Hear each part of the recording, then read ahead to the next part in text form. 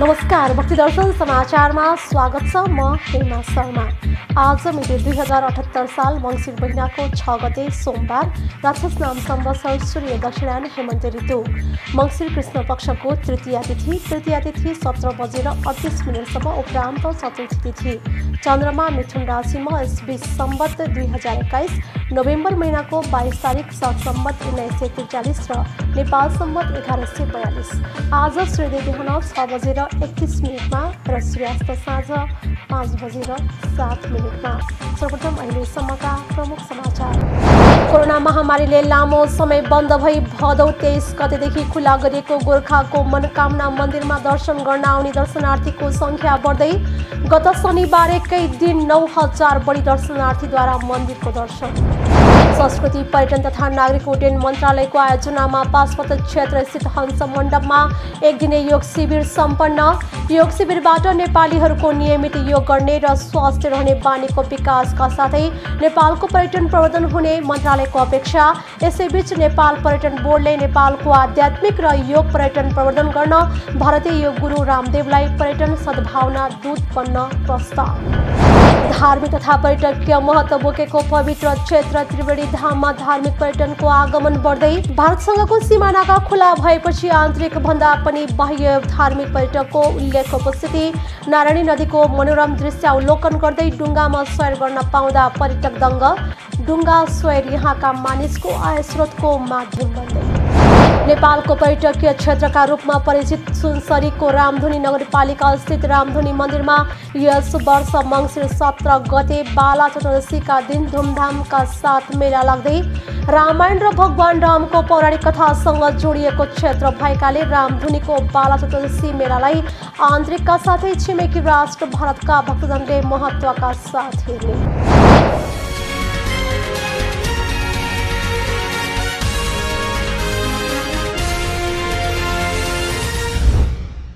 अब समाचार विस्तारमा।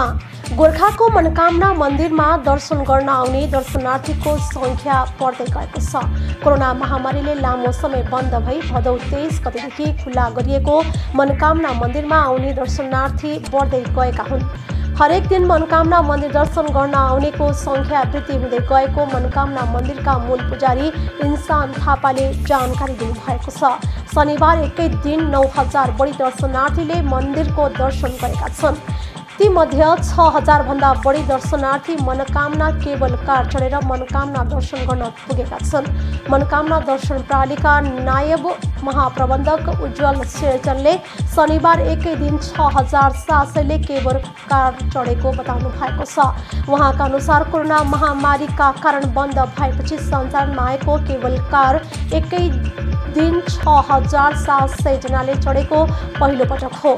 कोरोना महामारी अघि दैनिक 4500 भन्दा बढी दर्शनार्थी केबल कार चढेर मनोकामना मन्दिर पुग्ने गरेका थिए। सार्वजनिक बिदा र शनिबारका दिन भने सोभन्दा बढी सङ्ख्यामा दर्शनार्थीहरू केबल कार चढेर मनोकामना मन्दिर पुग्ने गरेको नायब महाप्रबन्धक शेरचनले बताउनु भएको छ।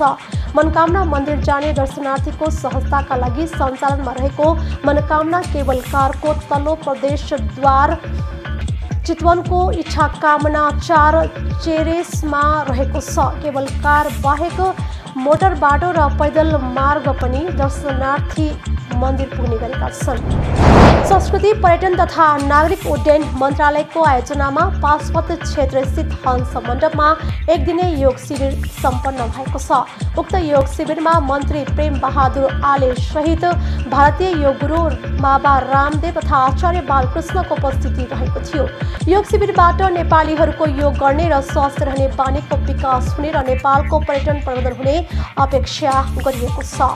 यसैबीच नेपाल पर्यटन बोर्डले नेपालको आध्यात्मिक र योग पर्यटन प्रवर्धन गर्न भारतीय योग गुरु रामदेवलाई पर्यटन सद्भावना दूत बन्न प्रस्ताव गरेको छ। नेपाल आउनुभएका भारतीय योग गुरु रामदेवलाई बोर्डले औपचारिक रूपमा यो प्रस्ताव गरेको हो। बोर्डले नेपालको आध्यात्मिक पर्यटन प्रवर्धनका लागि सद्भावना दूतको प्रस्ताव गरिएको जनाएको छ। योग शिविर पश्चात बाबा रामदेव तथा आचार्य बालकृष्णलाई संस्कृति संस्कृति पर्यटन तथा नागरिक उड्डयन मन्त्री प्रेम बहादुर आलेले दोसल्ला उठाएर सम्मान गर्नुका साथै मायाको चिनो समेत दिनुभएको छ। त्यस्तै बाबा रामदेवले पनि मन्त्री आलेलाई दोसल्ला उठाएर सम्मान गर्नुभएको छ। कार्यक्रममा बोल्दै मन्त्री आलेले नेपालमा आध्यात्मिक तथा योग साधनाको प्रचुर सम्भावना रहेको सन्दर्भमा बोर्डले बाबा रामदेवसँग मिलेर नेपालको प्रवर्धनका लागि पहल गरिरहेको बताउनु भएको छ। स्वामी बाबा रामदेवलाई र आचार्य बालकृष्णजीलाई योग शिविर सञ्चालन गर्नको लागि मैले हिजो नै उहाँहरूलाई अनुरोध गरेको थिएँ। आज 5 बजे बिहान 5 बजेदेखि नै उहाँले चाहिँ त्यो योग शिविर सञ्चालन पनि गर्नुभयो। त्यो सञ्चालन भइसकेपछि त्यसपछि हामीले उहाँलाई ब्रान्ड अफ एम्बेसडरको लागि उपाधि पनि दिएका छौँ नेपालको लागि, पर्यटन प्रवर्धन गर्नको लागि। त्यो भइसकेपछि हामीले उहाँलाई पशुपतिनाथमा चाहिने उहाँको चाहिने दर्शन पनि गरायौँ। उहाँले दर्शन पनि गर्नुभयो, पूजा आराधना पनि गर्नुभयो। त्यो सकिसकेपछि अहिले उहाँ फर्किँदै हुनुहुन्छ र मैले उहाँलाई के अनुरोध गरेको छु भन्दा कम्तीमा पनि हरेक महिना नभए पनि 3 महिनामा एकपटक तपाईँले आइदिनु पऱ्यो, यहाँको चाहिँ पर्यटन प्रवर्धनको लागि चाहिँ टेवा पुऱ्याइदिनु पऱ्यो, सहयोग गरिदिनु पऱ्यो भनेर मैले उहाँलाई अनुरोध पनि गरेको छु।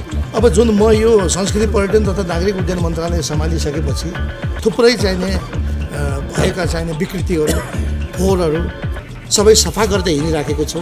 तपाईँलाई थाहा छ विगतमा एयरपोर्टबाट तपाईँको चाहिने जनताले भन्न थालेका थिए प्लेनभन्दा महँगो ट्याक्सी भएको छ।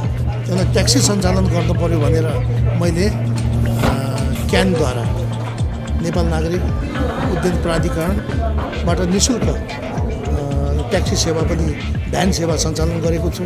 4वटा भ्यान हामीसित छ।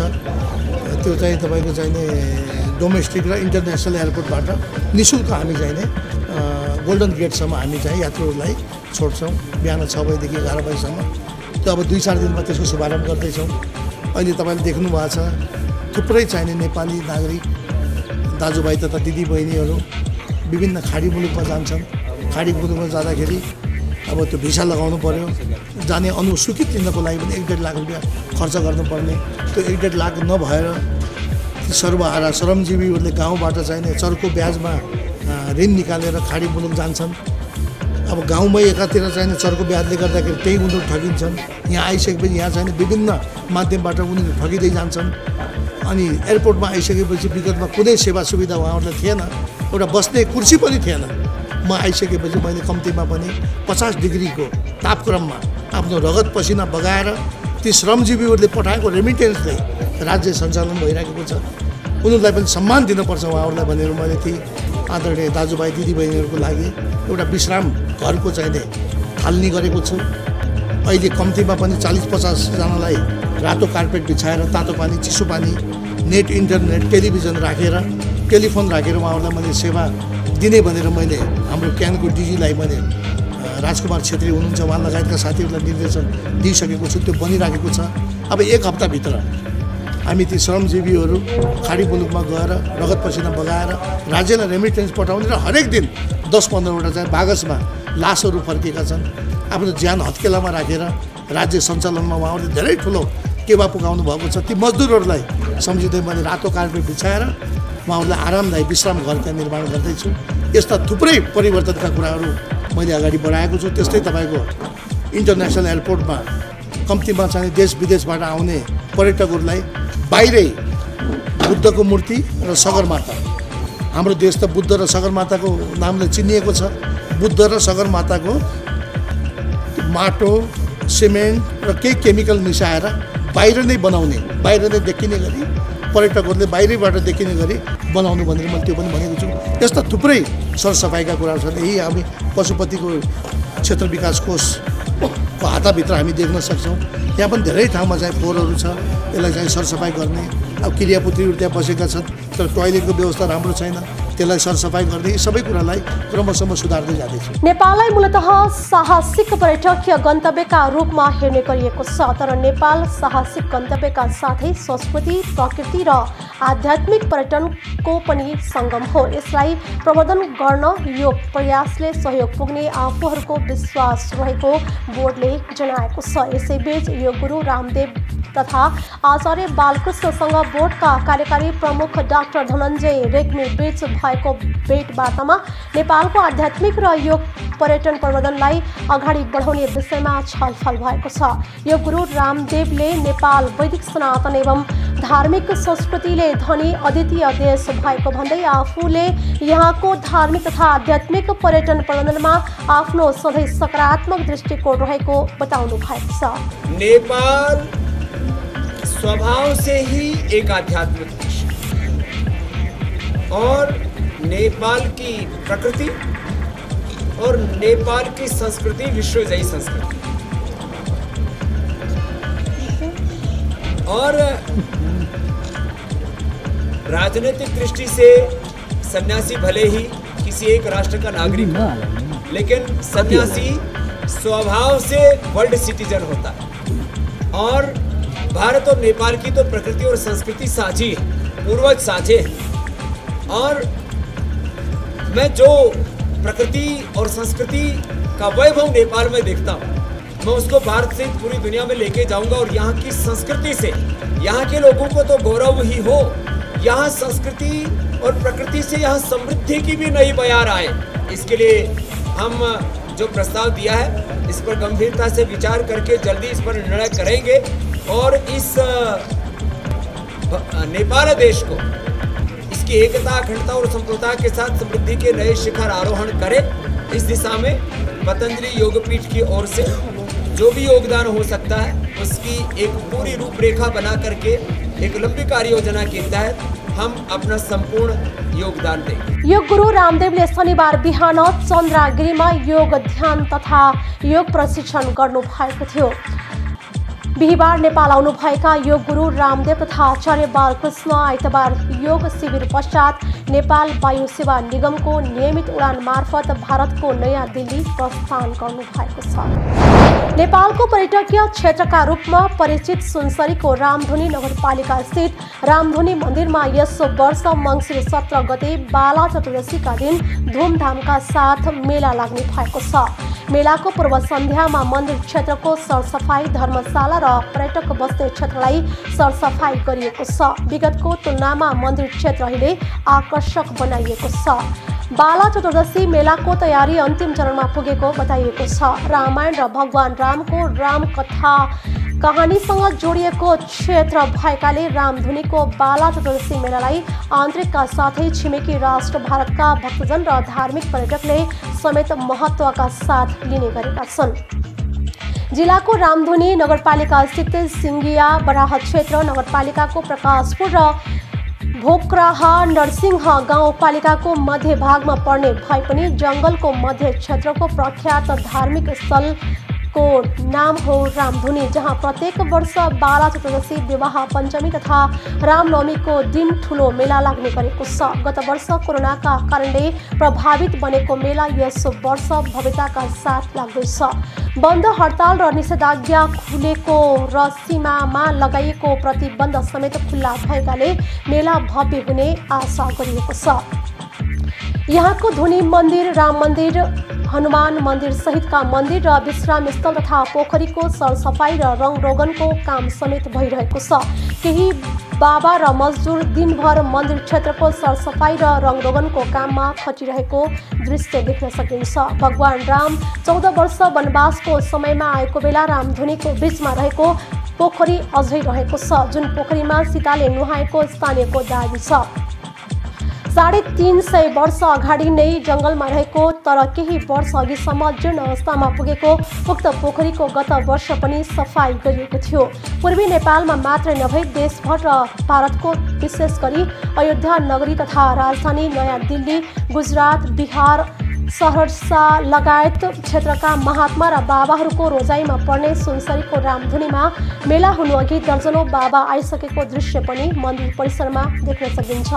बाबाहरूको दृश्यले रामधुनी मेला भव्य र सभ्य तरिकाबाट सम्पन्न हुने सङ्केत देखिन्छ।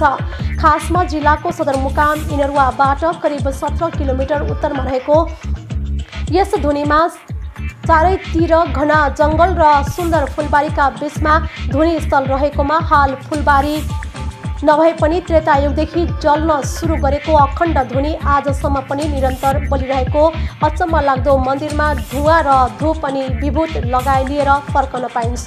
किंवदन्तीमा आधारित यो स्थान प्रदेश एककै प्रसिद्ध धार्मिक तीर्थस्थलका रूपमा परिचित रहेको छ। रामनवमी, विवाह पञ्चमी र बाला चतुर्दशीमा लाग्ने मेलामा लाखौंको संख्यामा भक्तजनहरू आउने गरी पनि कोरोना महामारीपछि घट्दो क्रममा रहेको बताइन्छ। रामधुनी संरक्षित वन क्षेत्र कार्यक्रम र रामधुनी क्षेत्र संरक्षण विकास समितिले पनि तयारी गरेका छन्। यहाँ नेपाल, भारत तथा भुटानका वैदिक सनातन धर्मावलम्बीहरू पुग्ने गरेका छन्। यस पवित्र स्थलमा त्रेतायुगमा रामचन्द्रले बास बस्दा बालेको धुनी निरन्तर जलिरहेको छ। रामले लगाएको खराउ चोरी भइसकेको बताइएको छ। वनवासका क्रममा रामले छाडेको खराउ केही वर्ष अघि चोरी भएको हो। उक्त स्थलमा हाल कृत्रिम खराउ बनाएर राखिएको छ। आन्तरिक तथा बाह्य पर्यटक उक्त खराउ हेर्न त्यहाँ पुग्ने गरेका छन्। यस पवित्र स्थलमा त्रेतायुगमा रामचन्द्रले बास बस्दा बालेको धुनी निरन्तर चलिरहेको र कथम कदाचित निभेमा धरानस्थित पिण्डेश्वरमा रहेको अखण्ड दीपबाट प्रज्वलित गर्नुपर्ने र पिण्डेश्वरको अखण्ड दीप निभेमा रामधुनीको धुनीबाट आगो लगी सल्काउनु पर्ने परम्परा अझै पनि विद्यमान छ। खराउ चोरी भए पनि त्यस बेलामा छाडिएको फलामको रथका पाङ्ग्रा भने मन्दिर बाहिर तुलसीको बोटले घेरेको अवस्थामा देखिन्छ।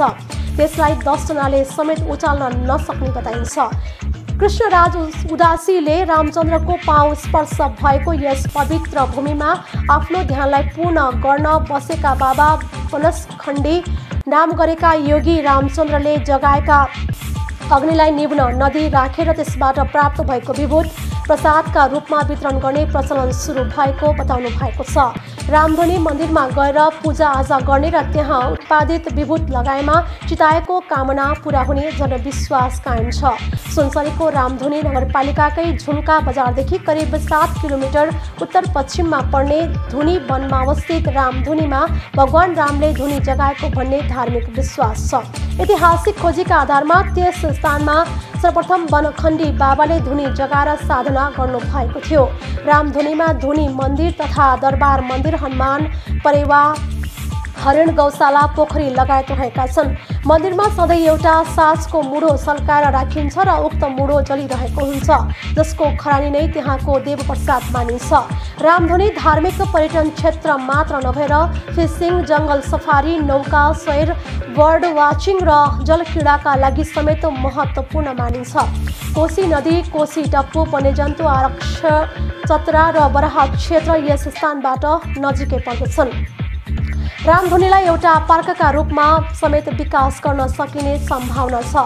शौचालय, खानेपानी, विद्युत र कालो पत्रे सडकको सुविधा समेत पुगेकाले त्यहाँ विकासको नमुना देख्न सकिन्छ। रामधुनीको प्रवेशद्वारमा आकर्षक गेट समेत निर्माण भइरहेको छ। धार्मिक तथा पर्यटकीय महत्त्व बोकेको क्षेत्र त्रिवेणी धाममा धार्मिक पर्यटकको आगमन बढेको छ।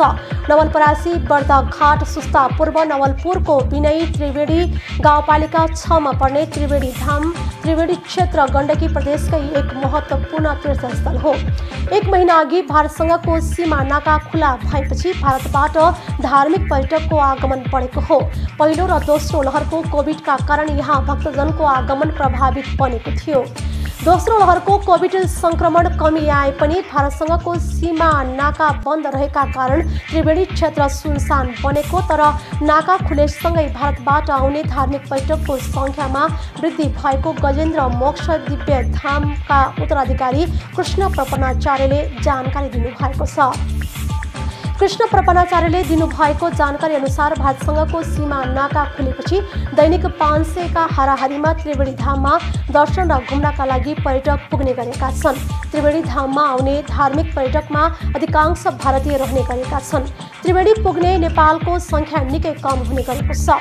कृष्ण प्रपन्नाचार्यका अनुसार त्रिवेणीमा आउने पर्यटकमा 65% भारतदेखि र 35% नेपाली रहेका छन्। पछिल्लो समय नेपालतर्फबाट आउने बाटोघाटो बिग्रेका कारण टाढा टाढाबाट आउने नेपालीको संख्यामा कमी आएको हो। नजिकै पाएक पर्नेहरू मात्रै त्रिवेणी पुग्ने गरेका छन्। यहाँ शनिबार र आइतबार पर्यटक बढी पुग्ने गरेका छन्। माघे संक्रान्ति, औँसी, श्रावण महिनाको सोमबार, नयाँ वर्ष जस्ता विशेष पर्व र विशेष दिनमा यहाँ 20,000 सम्म भक्तजन तथा पर्यटकको आगमन हुने गरेको बताइएको छ। पछिल्लो समय यहाँ पर्यटकको मुख्य आकर्षण बनेको शीश महलले त्रिवेणीको नामै परिवर्तन गरेको प्रपन्नाचार्य बताउनुहुन्छ। अहिले शीश महल भएको ठाउँ भनेर त्रिवेणीलाई चिनिन थालेको उहाँको भनाइ छ। शीश महलको भित्री भागमा सिसाको पर्खाल बनाइएको छ। यहाँभित्र प्रवेश गर्दा एकै व्यक्तिका धेरै आकृति देखिन्छन्। महलभित्र आकर्षक राधा कृष्ण भगवानको मूर्ति राखिएको छ। धामको खर्च व्यवस्थापनका लागि शीश महल मुख्य स्रोत बनेको छ। यस्तै यहाँको अर्को आकर्षक नारायणी नदीमा डुङ्गा सैर बनेको छ। नारायणी नदीको मनोरम दृश्य अवलोकन गर्दै डुङ्गामा सैर गरी पर्यटकले रमाइलो गर्ने गरेका छन् भने यहाँका मानिसको आय स्रोतको माध्यम समेत बनेको छ। तीन नदी नारायणी, गण्डकी, सोनाभद्र र पूर्णभद्रको संगमस्थल भएकाले यस क्षेत्रको नाम त्रिवेणी रहन गएको हो। यहाँ विभिन्न धार्मिक मठ मन्दिरका सँगै मनोरम दृश्य अवलोकन गर्न पाइने हुँदा यहाँ पुग्न जो कोहीको मनमा शान्ति र आनन्द हुने गरेको छ। धाम क्षेत्रमा निर्माण गरिएका विभिन्न मठ मन्दिरले यहाँको सुन्दरतालाई बढाएको छ। गजेन्द्र मोक्ष दिव्य धाममा आएका पर्यटकलाई वैदिककालीन कला र सभ्यता झल्कने किसिमले निर्मित मन्दिर परिसरमा विभिन्न दृश्यले लोभ्याउने गरेको छ। 6 बिघा क्षेत्रफलमा फैलिएको गजेन्द्र मोक्ष दिव्य धाम परिसरमा विभिन्न कला संस्कृति, आगम शिल्प, तन्त्र शिल्पको विधिबाट निर्मित गजेन्द्र मोक्ष नारायण मन्दिर, अष्टकोणात्मक प्यागोडा शैलीमा निर्मित शीश महल आदिले यहाँको गरिमा र महत्त्व अझै बढाएको छ। अनन्त श्री विभूषित मुक्तिनाथ पीठाधीश्वर स्वामी कमलनयनाचार्य श्रीजी महाराज मुक्तिनाथ बाबाको सक्रियतामा धाम परिसरमा गजेन्द्र मोक्ष नारायण मन्दिर, पाठशाला, गजेन्द्र मोक्ष कामधेनु गौशाला, धर्मशाला लगायत विभिन्न संरचना निर्माण गरिएको छ। गजेन्द्र मोक्ष धाम सहित यस आसपासमा माता सीताको पाताल प्रवेश भूमि, वाल्मीकि आश्रम, महर्षि वाल्मीकिले आदि काव्य वाल्मीकि रामायण लेखेको स्थान, लव र कुशको जन्मभूमि आदि यहाँका धार्मिक पर्यटकीय गन्तव्य रहेका छन्।